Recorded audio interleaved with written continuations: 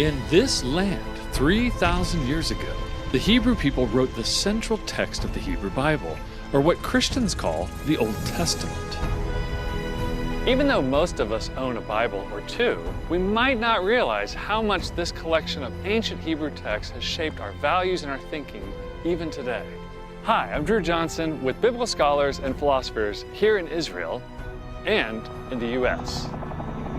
We see the deep networks of thought in both the Old and the New Testaments. But could it be that this ancient nation of shepherds, former slaves, and fishermen developed their own philosophical ideas that rivaled even those of the Greeks? They did, and we're calling that collection of methods and ideas Hebraic thought.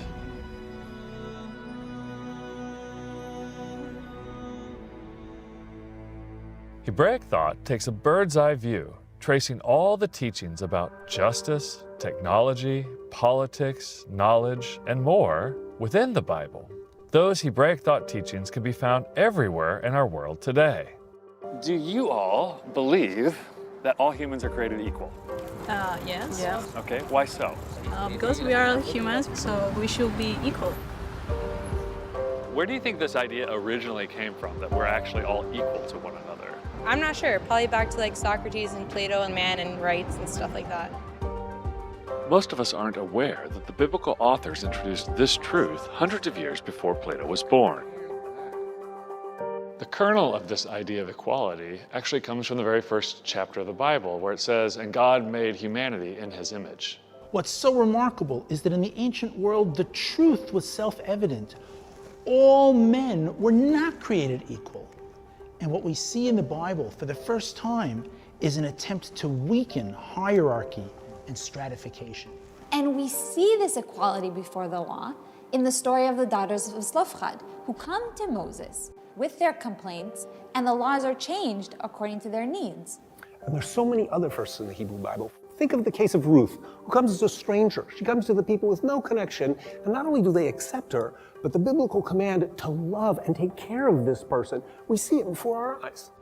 And this Hebraic thought that we find throughout Scripture can still help guide us with our most difficult problems today. If we treated each other the way we should treat each other, how would you describe that world? If humans can work together on treating each other like that equally, I mean, imagine a world free of poverty and hunger. But the biblical authors don't give us bullet points about the nature of justice, truth, or equality. They embed their thinking in stories, laws, and poetry, expecting us to connect the dots. If we trace these deep structures of Hebraic thought, we too can see how the biblical authors hyperlinked ideas together. We see that Jesus always answered hard questions about what we should do by referring back to the biblical reasoning about morality. It's Hebraic thought.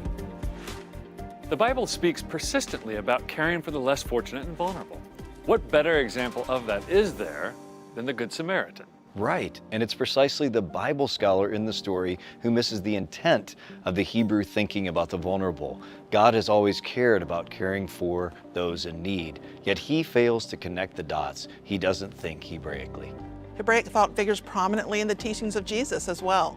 Consider the laws of justice. Jesus cared for the poor, the marginalized, which was a very strong tradition in Hebraic thought, but he took it even further. He cared for their spiritual needs as well.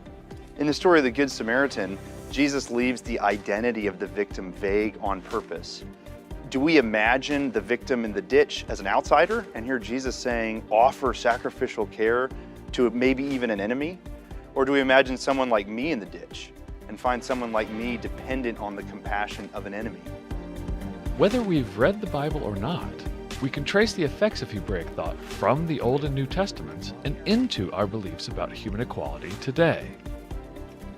I think we have a responsibility to take care of our fellow human beings. If we all treated each other with kindness. I believe that we are one race, and that's the human race. We've only been successful as we can be by lifting each other up and by giving people opportunities. You know, in a perfect world, yes, we should all make sure everyone is at least having a basic food, a safe place to be. I feel like, yeah, we should definitely have those basic needs covered for everyone.